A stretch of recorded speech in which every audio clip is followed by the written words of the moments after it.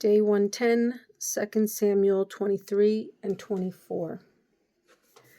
These are the last words of David. The oracle of David, son of Jesse, the oracle of the man exalted by the Most High, the man anointed by the God of Jacob, Israel's singer of songs. The Spirit of the Lord spoke through me. His word was on my tongue. The God of Israel spoke.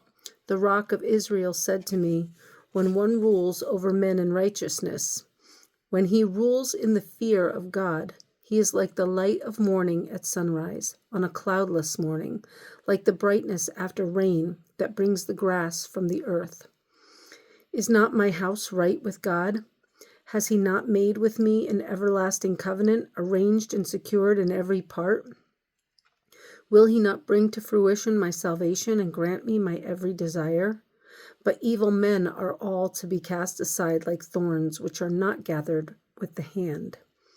Whoever touches thorns uses a tool of iron or the shaft of a spear. They are burned up where they lie. These are the names of David's mighty men. Josheb, Bashebeth, a Takanmanite, was chief of the three. He raised his spear against 800 men whom he killed in one encounter. Next to him was Eleazar, son of Dodai, the Ahohite. As one of the three mighty men, he was with David when they taunted the Philistines gathered at Pas Damim for battle. Then the men of Israel retreated, but he stood his ground and struck down the Philistines till his hand grew tired and froze to the sword. The Lord brought about a great victory that day. The troops returned to Eleazar, but only to strip the dead. Next to him was Shammah, son of Agi, the Hararite. When the Philistines banded together at a place where there was a field full of lentils, Israel's troops fled from them. But Shammah took his stand in the middle of the field. He defended it and struck the Philistines down, and the Lord brought about a great victory. During harvest time, 3 of the 30 chief men came down to David at the cave of Adullam, while a band of Philistines was encamped in the valley of Rephaim. At that time, David was in the stronghold, and the Philistine garrison was at Bethlehem. David longed for water and said, "Oh, that someone would get me a drink of water from the well near the gate of Bethlehem." So the 3 mighty men broke through the Philistine lines, drew water from the well near the gate of Bethlehem, and carried it back to David.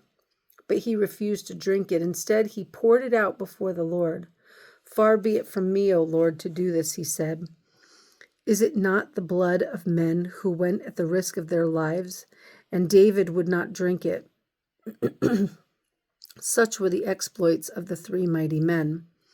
Abishai, the brother of Joab, son of Zeruiah, was chief of the 3. He raised his spear against 300 men whom he killed, and so he became as famous as the 3. Was he not held in greater honor than the 3? He became their commander, even though he was not included among them. Benaniah, son of Jehoiada, was a valiant fighter from Kabzeel, who performed great exploits. He struck down 2 of Moab's best men. He also went down into a pit on a snowy day and killed a lion. And he struck down a huge Egyptian. Although the Egyptian had a spear in his hand, Benaniah went against him with a club. He snatched the spear from the Egyptian's hand and killed him with his own spear. Such were the exploits of Benaniah, son of Jehoiada. He too was as famous as the 3 mighty men. He was held in great honor. He was held in greater honor than any of the 30, but he was not included among the 3, and David put him in charge of his bodyguard. Among the 30 were Asahel, the brother of Joab, Elhanan, son of Dodo from Bethlehem, Shammah, the Harodite, Elika, the Harodite, Helez, the Palatite, Ira, son of Ikesh from Tekoa, Abiezer from Anathoth, Mebunai, the Hushathite, Zalman the Ahohite, Maharai the Netophathite, Heled, son of Bana, the Netophathite, Ithai, son of Ribai, from Gibeah in Benjamin, Benaiah, the Pirathonite, Hiddai, from the ravines of Gash, Abai, Albon, the Arbathite, Asmaveth, the Barhumite, Elihaba, the Shalbanite, the sons of Jashan, Jonathan, son of Shammah, the Hararite, Ahiam, son of Sharar, the Hararite, Elphalet, son of Absbai,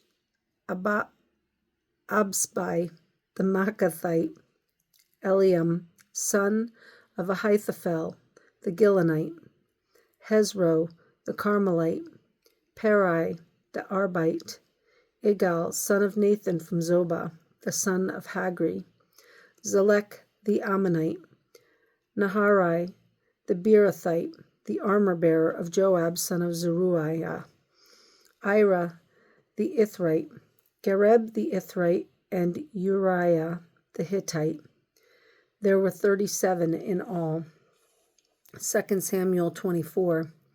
Again, the anger of the Lord burned against Israel, and he incited David against them, saying, "Go and take a census of Israel and Judah."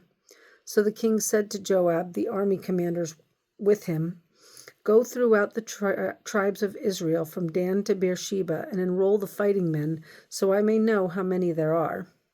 But Joab replied to the king, "May the Lord your God multiply the troops 100 times over, and may the eyes of my lord the king see it. But why does my lord the king want to do such a thing?" The king's word, however, overruled Joab and the army commanders, so they left the presence of the king to enroll the fighting men of Israel.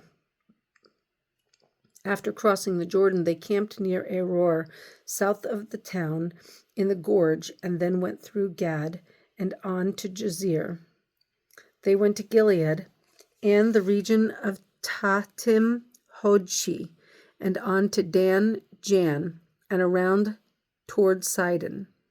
Then they went toward the fortress of Tyre, and all the towns of the Hivites and Canaanites. Finally, they went on to Beersheba in the Negev of Judah. After they had gone through the entire land, they came back to Jerusalem at the end of 9 months and 20 days. Joab reported the number of the fighting men to the king. In Israel, there were 800,000 able-bodied men who could handle a sword, and in Judah 500,000.